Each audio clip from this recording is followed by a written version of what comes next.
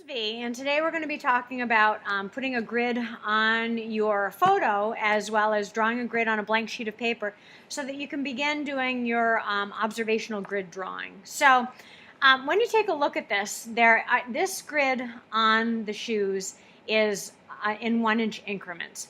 This grid over here, this is in 2-inch increments. So effectively what we're doing is we're going to increase the size of the photograph, which should be 6 by 6 that you guys picked off the internet.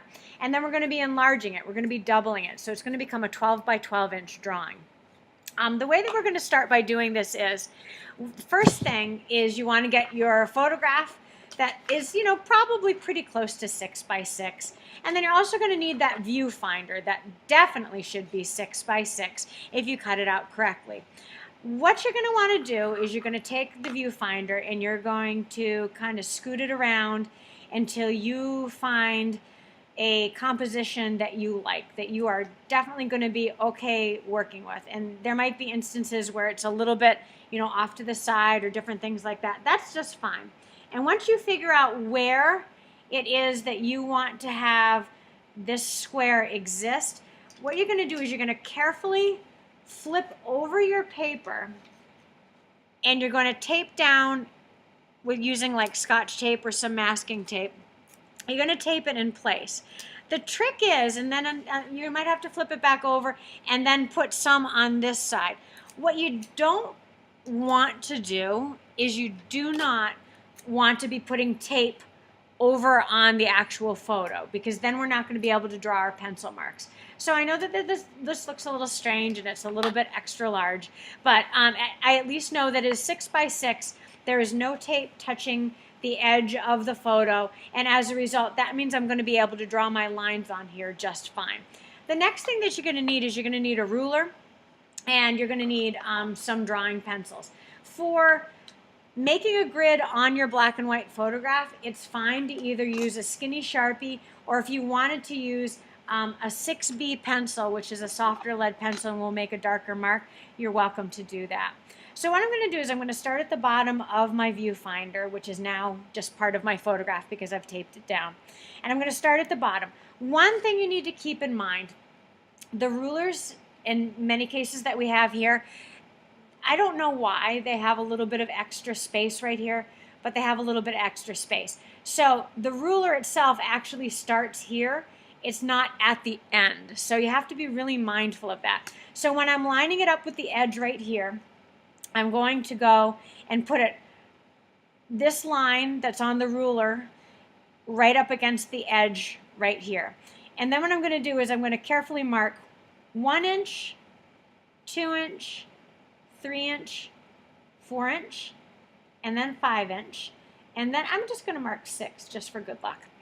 And then after I do that, you can see that I've made some little tiny marks here. The next thing I'm going to do is I'm going to, again, without flipping the paper or doing anything or moving the ruler around, I'm just going to take my ruler from down here and I'm going to carefully line it up with the top and do the same thing. Make sure that the edge of the picture starts at that actual where the measurements start.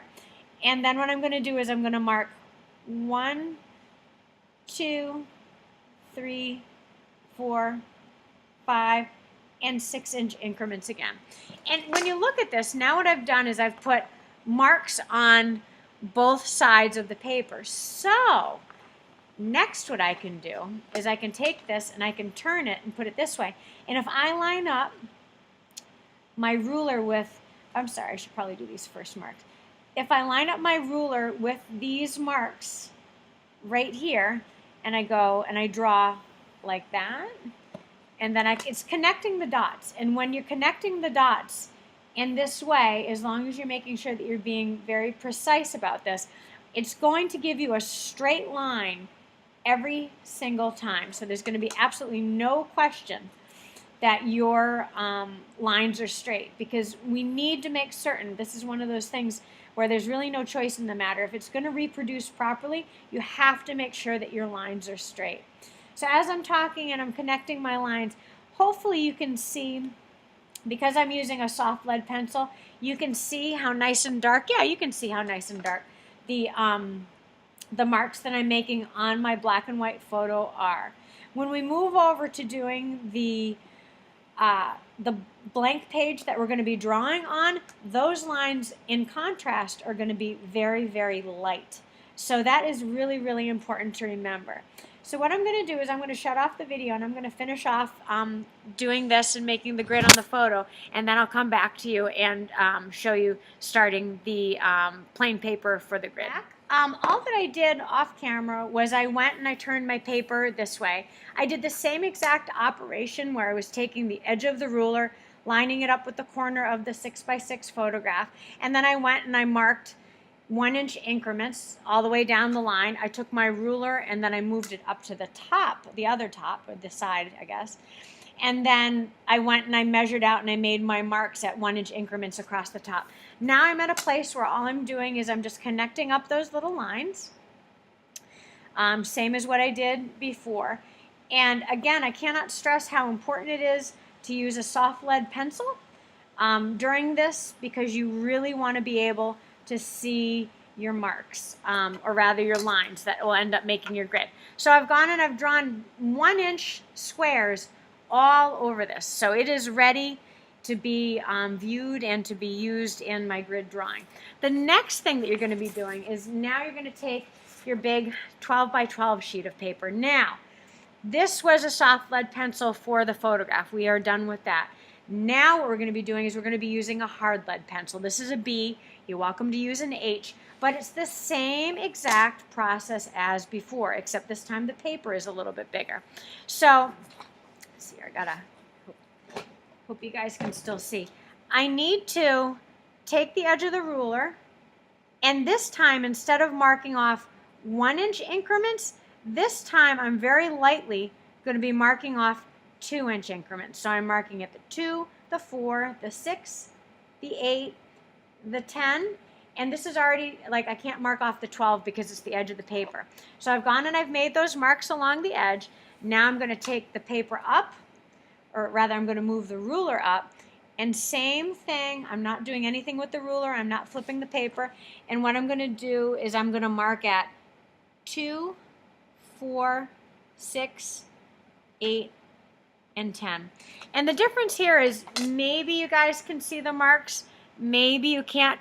They're supposed to be lighter on this piece of paper. So it really is just going to be like a little, like after you can see your marks, the marks on the edges are not such a big deal. But when you're making this line, you want to make it very, very light. Hopefully when I'm done with this, only I will be able to see it. See how light that is? Maybe you guys can see it, maybe you can't. I hope you can't, because I can see it, but the bottom line is you want to make sure that this is really, really light. Because even though we're doing a grid drawing, and it's a great way to help with having your drawings be stronger and more accurate, we don't necessarily want to give all our secrets away. So if these lines, and I mean if you make these lines dark, that's not a big deal, you can still use it. But if you wanted to later erase, it's much easier to erase grid lines that are much lighter than if they're really, really dark and embedded in the paper. So these lines should be very, very light. I'm using almost no pressure at all to make these lines. So I'm going to turn off the camera and then come back to you to just talk about the last couple things for this process. And I've got one more set of connect the dots that I have to do here to complete my grid that is going to be used to help me make a nice realistic drawing. So I'm very, very lightly connecting those dots. And now I have an entire, again, I don't know if you guys can see it or not, but I've got an entire grid that is blank, and then I've got an entire grid that is on top of my photograph. My next steps, and I'm not going to bore you guys with the details, but some people like to work, you know, left to right, top to bottom. That kind of makes sense if you're right-handed and you don't want to smear, you know, your work. Some people like to go and pick and choose and say, oh, I'm really interested in this eye, so it's 1, 2, 3 over and 2 down, so I'm gonna, you know, work on that. However you want to approach it is up to you, but the bottom line is if I was working with, let's say, this square right here in the bottom left-hand corner, that means that on this piece of paper, I am likewise going to be finding the bottom left-hand corner square. And I'm only going to focus on this square and drawing it in here. If it turns out that you are one of those people where even just seeing this extra stuff is too much, one thing that you can do is we can get some pieces of paper, and if you want to focus on literally one square at a time, we can always take the, we can get some pieces of scrap paper, and then we can always block them off. So you literally are only looking at one tiny little square at a time, and then that way you're not overwhelmed at how much you have to draw. And then you are going to put this square into this square, but by recreating it, paying attention to all the different lines, the different shapes, the different values. There's a lot of dark value in here. And try to forget the fact that this is a finger. Like, look at it only as this is a shape. It's got some lines on it. There's some dark values at the top and the bottom, and there are some other values that kind of run in between. It's much easier to think about drawing piece by piece as opposed to, oh my gosh, how am I going to draw this whole entire thing? So keep that in mind. Stay positive. This isn't easy, but overall people have done very, very well with this as long as they can, you know, take a breath and just try to focus on one little square at a time. So good luck.